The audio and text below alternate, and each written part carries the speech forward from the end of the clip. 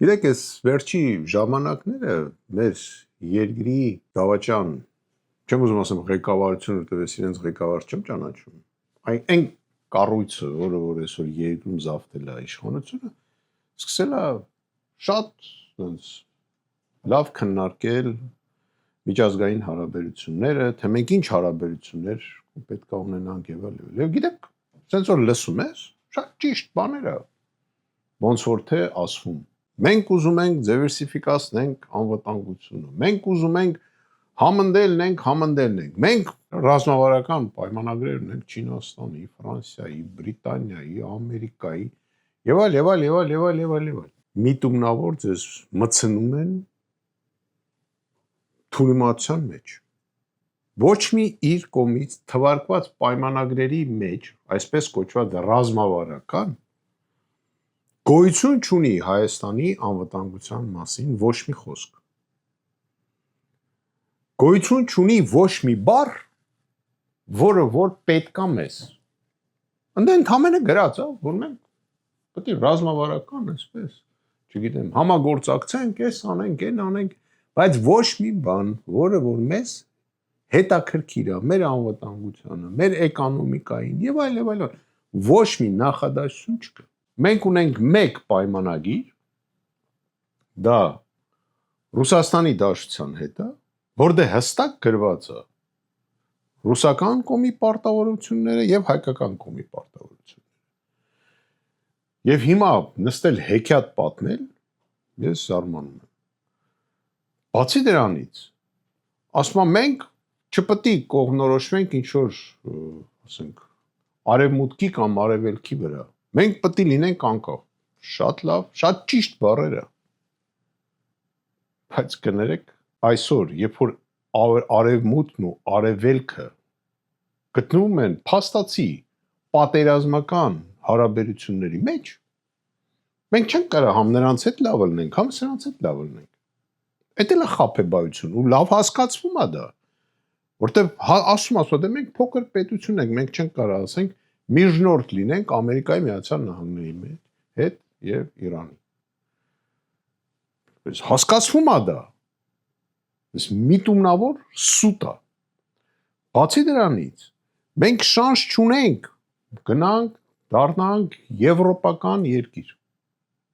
Մոտակա 50 տարում։ Չգիտեմ հետո ոնց կլինի, բայց ես կարծում եմ вообще շանս չունենք։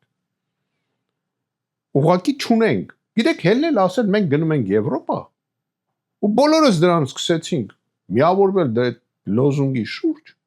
ու գնալ դեպի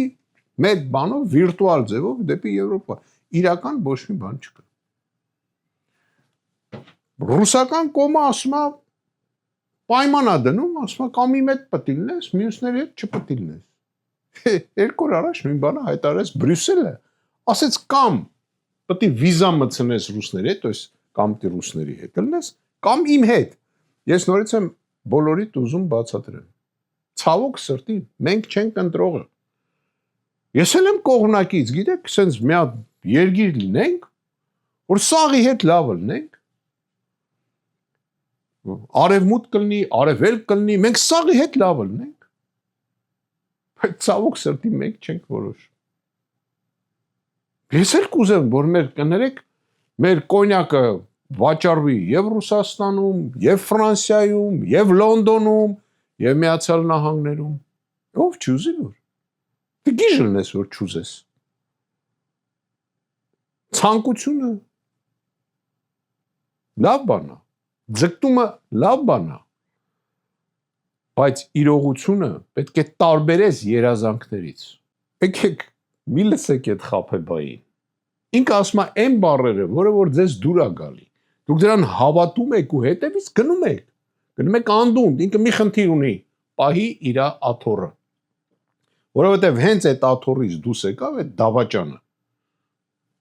Նույնիսկ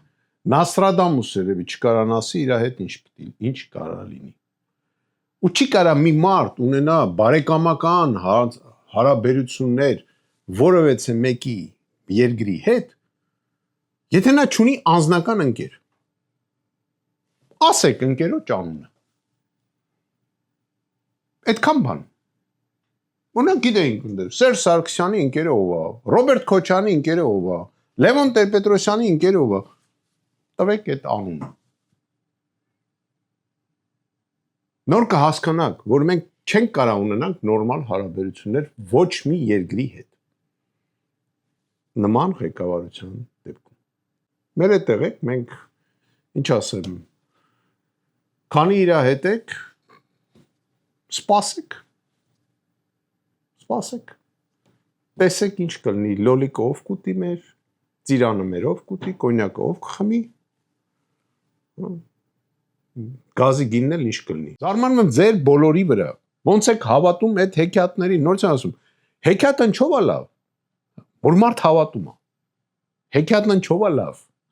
որոնց քո երազանքներն է նկարագրած, հեքիաթի մեջ միշտ բարին է հաղթում,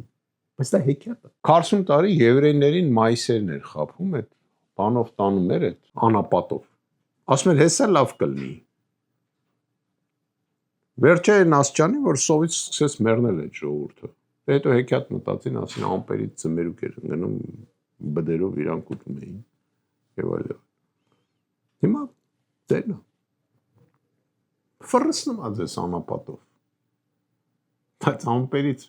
պոնչիկներ չսպասեք։